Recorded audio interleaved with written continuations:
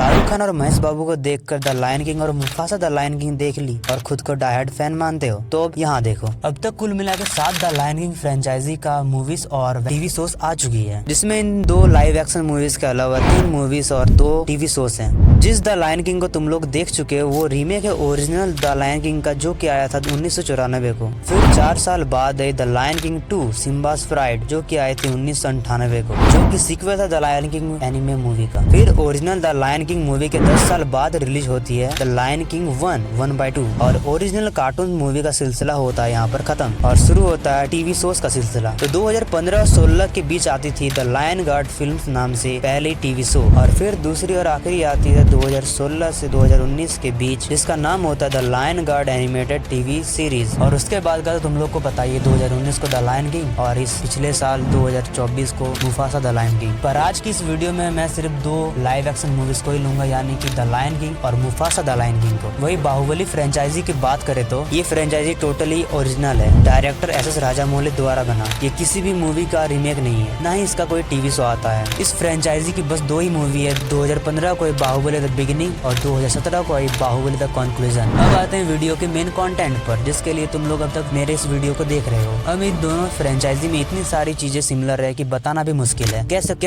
हो ये दोनों ही फ्रेंचाइजी एक दूसरे की कॉपी है, पर कौन किसकी कॉपी है ये बताना मुश्किल है। क्योंकि ओरिजिन की बात करें तो द लायन किंग फ्रेंचाइजी आगे है, क्योंकि ये 1994 से ही एग्जिस्ट करती है। पर लाइव एक्शन मूवीज में पहले बाहुबली फ्रेंचाइजी आया है, क्योंकि बाहुबली की पहली फिल्म 2015 को ही आ गई थी। वहीं द लायन किंग 2019 को हमें पहली बार लाइव एक्शन मूवीज में दिखा था। अब बात करते हैं इन दोनों ही फ्रेंचाइजी की सिमिलरिटीज की, और इन दोनों ही फ्रेंचाइजी की पहली और सबसे बड़ी सिमिलरिटी तो यही है इन दोनों की स्टोरी लाइन, जो की बहुत ही ज्यादा सिमिलर है। अब देखो, एक राजा होता है, उस राजा का एक नालायक भाई होता है जो उसे बाद में उस राजा को मरवा देता है, पर राजा का एक बेटा होता है जो बाद में राजा जैसा ही राजा बनता है। अरे भाई।